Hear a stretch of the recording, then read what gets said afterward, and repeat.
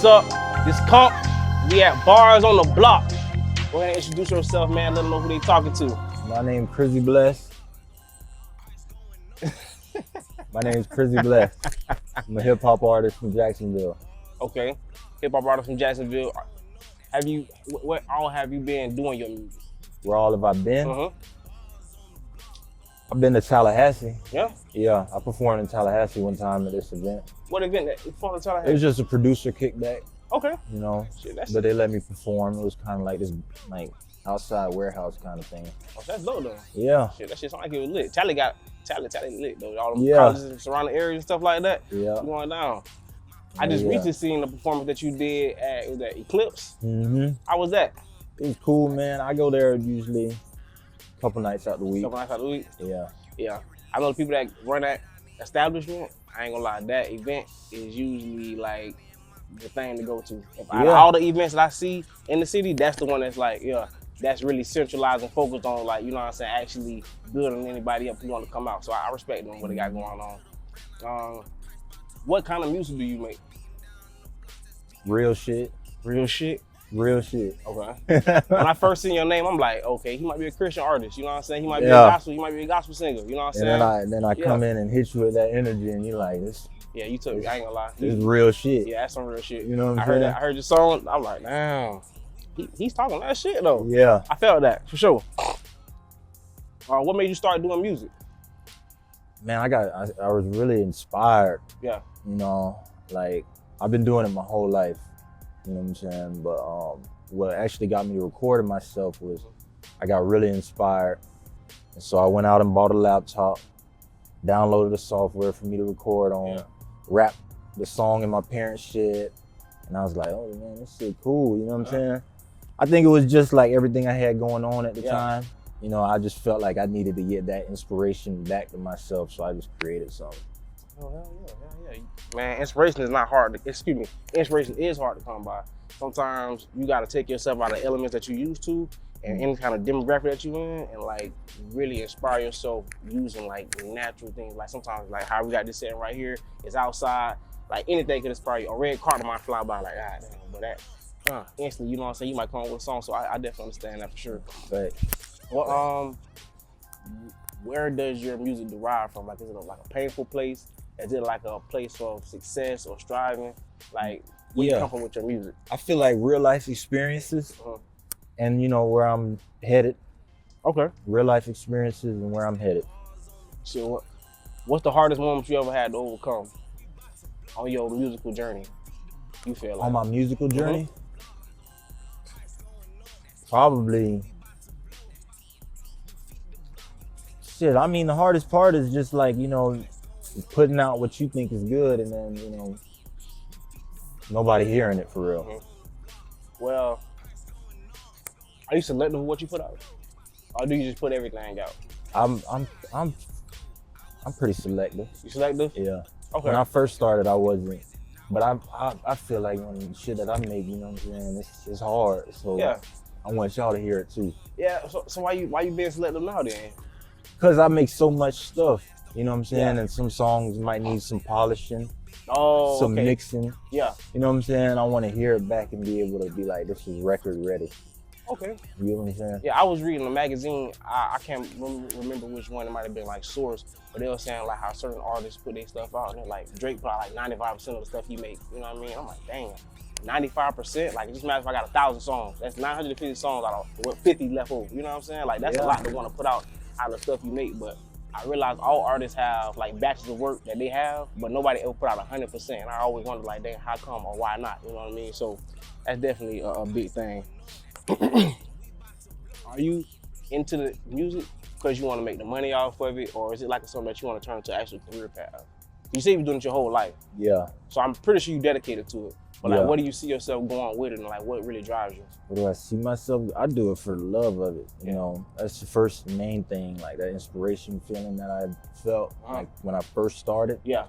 You know, I felt like that's a big reason for me, but you know, if I can monetize it, it's just a cherry on top of the cake. You know, being able to take care of myself and people around me, you know, having everybody else around me win. Yeah. That's really it, man.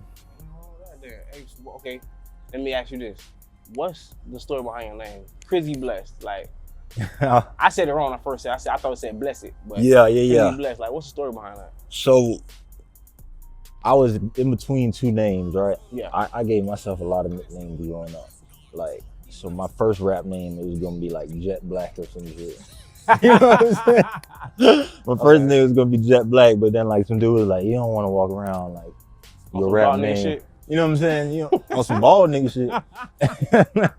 You know what I'm saying? But he was like, you don't want to walk around and your rap name be Jet Black. Yeah. So then, you know, I got high. And then I was like, man, you know what would be cool? Like Chris, he blessed. Yeah. Like if you break it down, that's what it really is. Like Chris, he blessed. You know what I'm saying? Oh, so it's a play on words in itself. Yeah, but then I just, you know, Chrizzy blessed. Yeah, and so now it just sounds like industry ready to me. You know, but I got like a bunch of modes. Mm-hmm. I got like, you know, I got another alter ego to me, Slick Critter. Yeah. I don't need, or he be on. He on that turn up fuck shit. He on that turn up fuck shit. Oh Lord. Yeah, hey, it's a lot of room for that out here. Right. Ain't nothing wrong with it though. Shit, everybody got your alter egos, your personalities, it's all still a part of you. So definitely displaying it is something that you gotta do. See, I feel like the thing that would always get me like in music is when you don't know who an artist is or something, but then you play their music and then that should catch you by surprise. Like the energy, the vibe, the lyrics. I'm like, damn, you know, like that shit catches you off guard. So like, I want to put that same type of energy towards mine. You know what I'm saying? Like when you turn Chrizzy Blessed on, you might get Slick Critter energy. Yeah. Or even when in person, you might get that type of energy, you know? Off the bat, and then yeah. It's infectious though. It makes people want to come back and listen to you again. They be like, man, who the fuck that was? Right.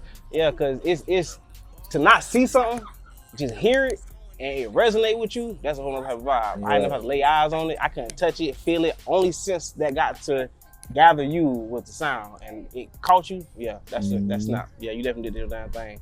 But I'm sure in doing that and having such a high personality and high frequency, you got a lot of criticism and a lot of hate, you know what I'm saying, along the way. Like what's the type of criticism or hate that you feel like you receive a lot of, or just from like certain areas? Well, honestly, like I feel like I'm my biggest critic. Yeah. I feel like I'm my biggest critic and also sometimes my biggest fan. You know what I'm saying? I can be very hard on myself. But I think the only real thing like somebody's ever told me like was that like, oh man, that shit was not hit. You know what I'm saying? But that was like in the beginning stages of like me first recording myself. You know what I'm saying? But nowadays, like people don't really, you know, come to me and be like, man, that shit just whack. You know? Facts. And you know what's crazy? I think when a lot of artists just start out, I don't even think they lose just be that trash. Like I feel like it'd be unpolished, like you don't know how to put it together, you know what I'm saying? But as far as maybe the structure might be sloppy, but the actual like the content or what be going on, I don't think it'd be that bad. You know what I'm saying? And I think people just be harder on you. And over time, because they start to see how great you can be, you can't see yourself as a reflection. They can see you. You know what I mean? You be greater than what you expect yourself to be, so you might criticize yourself. So sometimes you might be downplaying yourself, but you doing your shit though. And your ear can evolve, your ear and your taste in music can evolve quicker than your actual execution and skill. You know, not skill necessarily, but like your execution in the moment. You know what I'm saying? Like I should have been more loose on this track. Oh, you know, like you start to develop your own style and understanding how you gotta do it. Yeah, like this is how it should sound.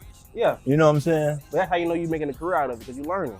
Right. You know what I'm saying? If you ain't learning, what? You know what I'm saying? What you go to college for? Learn, right? You get the peripheral. Learn and talk to women and the party. That's what I would have went to college for. That's what I went to college for. Right. So where you see yourself in the next 2 years? In the next 2 years, man, I should be way big, like have a strong following. Yeah. You know what I'm saying? Actually opening up shows, you know, whether it be pay to play or whatever, you know what I'm saying? But I should definitely be in actual momentum, you know, and actually compound building with a refined sound, you know, refined visuals. Yeah. Hopefully a team around me, you know what I'm saying? But it should definitely be some momentum around Chrizzy Blessed. And internally in my own self, like, you know, trusting my instincts in the moment, you know, being more fluid in what I'm doing. You know, I'm very aware, you know, and sometimes it'll be like a blessing and a curse because you see all them damn thoughts, feelings, emotions, and you be like, you know, but you gotta keep going. You trying to shake them off or something? No, that's just like, oh shit, like something's going on. I get what System's fucked up right now. Yeah. Overloading ourselves. Your senses start tingling, you start understanding more. Yeah. I get what you're saying, for sure. Well, go ahead and let everybody know, man, you know what I'm saying, how they can find you, where they can find you, you know what I'm saying, what you got coming out right now, you know what I'm saying, and what you're trying to push. Yeah, my name's Chrizzy Bless, like I said. You can find me on Instagram at Chrizzy Bless, CHRIZZY Bless. Man, I got a song, I got Till the End album out, all platforms, Soul on Fire, all platforms. Just dropped the visuals to El Capitan of Soul on Fire. Got tattoos, that song is hitting right now. Like, that shit getting me a little buzz locally, you know what I'm saying? Got tattoos out right now. And I just started the upload process for my next song, Timmy Turn Up. Oh yeah, you shit. Let's run it, man.